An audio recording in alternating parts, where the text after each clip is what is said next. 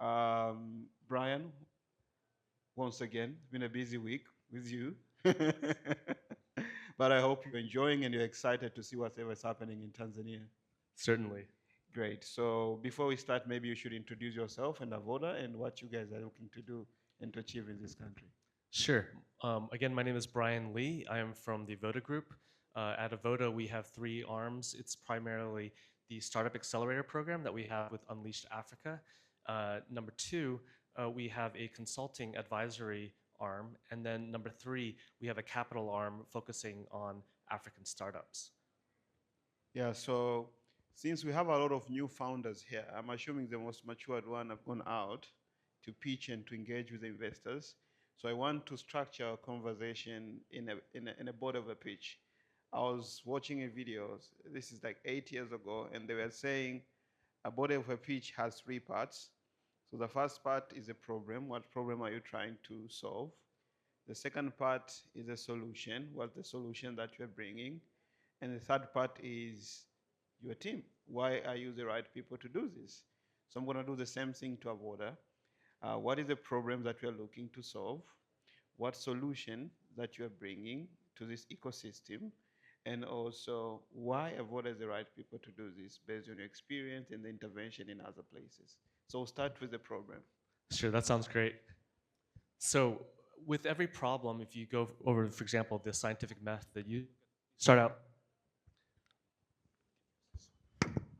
you start out with with observation. What are you observing, right? And so for us, we really wanted to maximize impact, particularly within Africa. And so initially we thought, oh, let's launch an MBA program, and we did. And it was incredibly successful. But I think the more time that we spent in Africa, we realized, you know what? What Africa needs is not more MBA programs necessarily. They have their role, certainly. Um, what Africa needs isn't necessarily more certificates, although again, they have their role for sure. But I think what African founders really, really, truly need are people that walk alongside them, working with them, and helping to see, are they solving the right problem? Do they have the right solution? And if they have the right team. So that's kind of what we do through the Voda Blue program, working with growth stage companies to really, really examine their business model, the problems they're trying to solve, and then connecting them to both capital and also our own network as well. So what's your unique value proposition? We are still on our pitch. What makes you different? So I think what makes us different is not only do we have kind of like an MBA caliber type curriculum that we go over with our students, and it is incredibly rigorous, but I think what makes us unique is that we spend a lot of time on very practical applications, a lot of concepts. So for example, this past week, I helped lead several workshops, and we focused specifically on their business model canvas. Who do you know truly who your customers?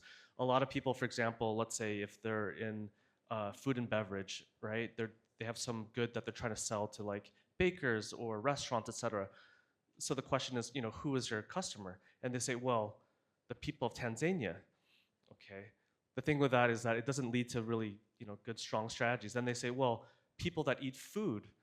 Okay, we talk about how there's like first level and then second level thinking, right?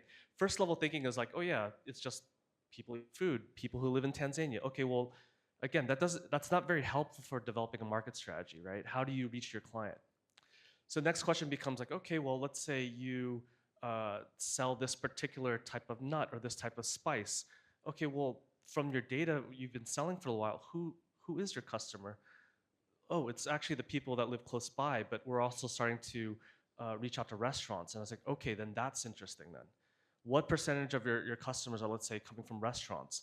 If I find out it's 80% of your customers, right? And you thought this whole time, like, I'm just trying to find more people to come to the market to buy it or to my factory to buy it, then that perhaps is kind of like a not so great strategy, right? Maybe the strategy is, hey, if 80% of my customers are coming from this one group, maybe I should focus on that. So basically, a lot of us as entrepreneurs, we focus on our own dream. My dream, since I was a little kid, was to create, this type of company, right? Or, hey, I'm an engineer, or I have this really good idea. People just have to get it. They have to get my idea, and then my business is going to take off.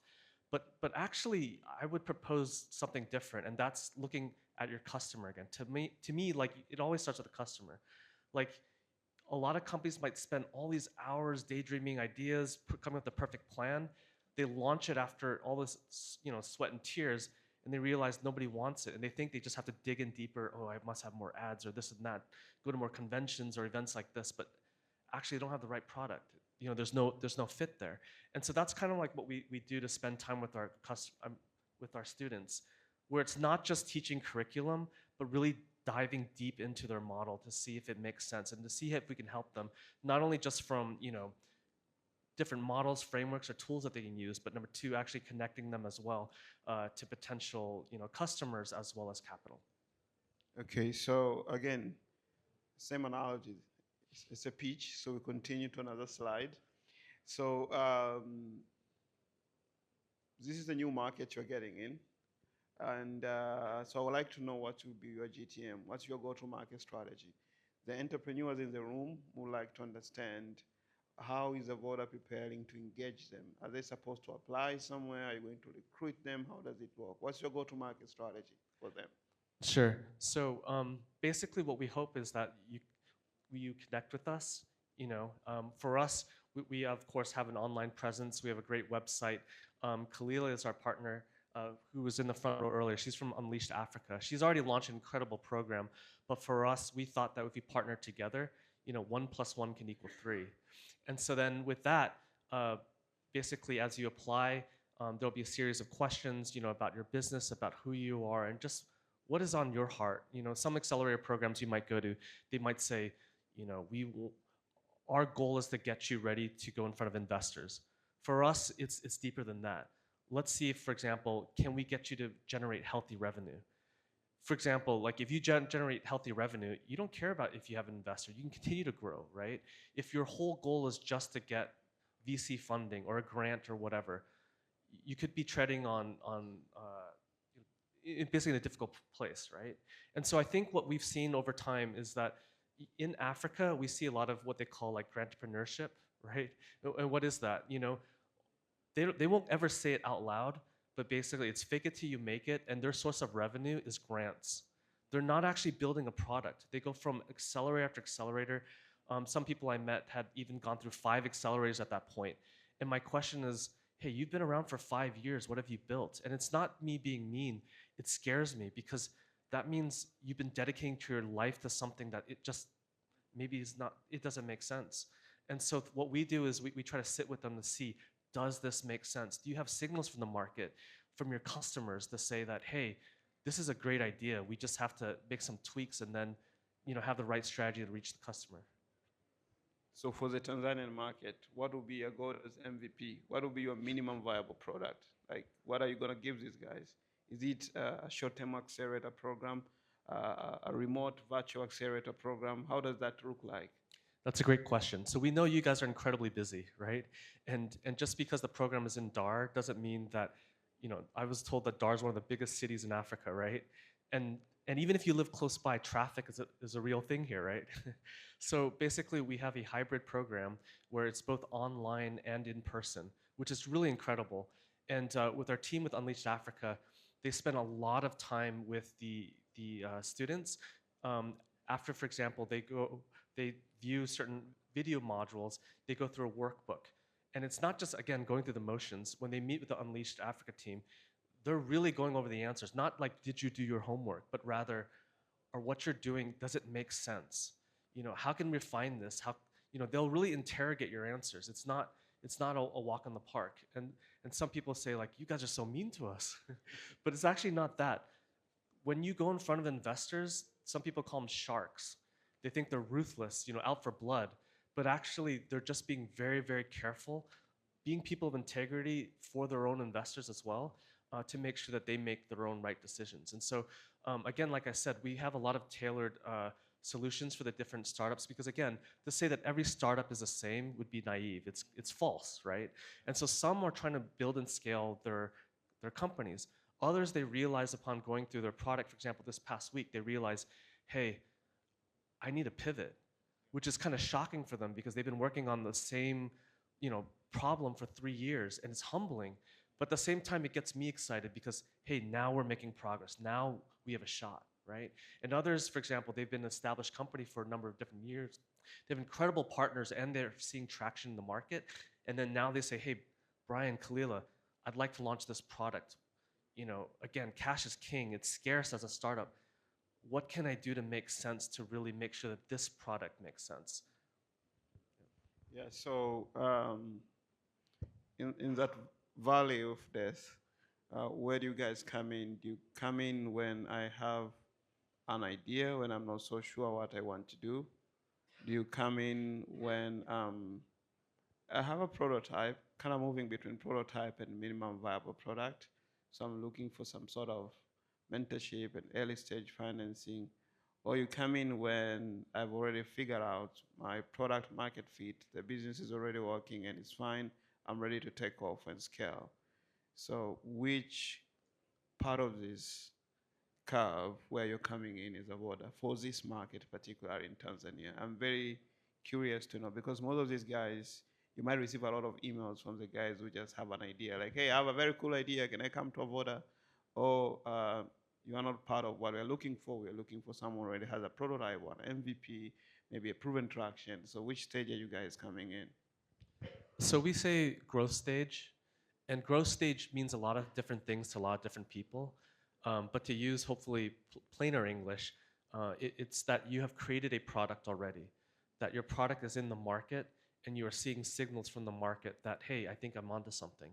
Again, at times, and I see this across Africa as well as the United States, there's people that feel that they're post MVP. They're ready for, to go into hyper growth, to go to the moon, right? But then upon going through their program, they realize like, oh my gosh, we're actually not where we thought we were. And that's fine. That's when we work with the entrepreneurs to find the right product market fit, or at least the product market fit and marketing strategy. But again, upon application, the hope is that we see that you have launched a product in the market and then you have gained traction. Yeah, so we are on our last slide now, the ask. So what is your ask? What is your ask from the founders? What is your ask from the ecosystem? What is your ask? What is Avoda asking from us? From you, from the entrepreneurs, or from just the ecosystem, the or? ecosystem, the entrepreneurs. This is your ask. If you don't ask, then we were not pitching. So I would say that I would ask if the program that I've just described, again, it's the Voda Blue program through Avoda and Unleashed Africa. This is something that's interesting to you. I'd love for you to apply online. We have a website. Kalila is actually sitting right here in the second row, right there. I think both for myself and her, we'd love to speak with you. Yeah, even if you just Google, for example, rather than give you a website, you might forget. Just Avoda Blue Tanzania, it should pop up on your Google search. Great. So I think our two objectives were achieved. Now you have learned how to pitch, and also you know about Voda. Can we clap for Brian?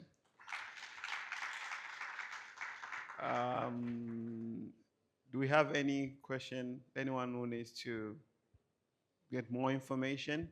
Khalila and Brian will be around in case you need to catch up with them, get to know how to be part of the program.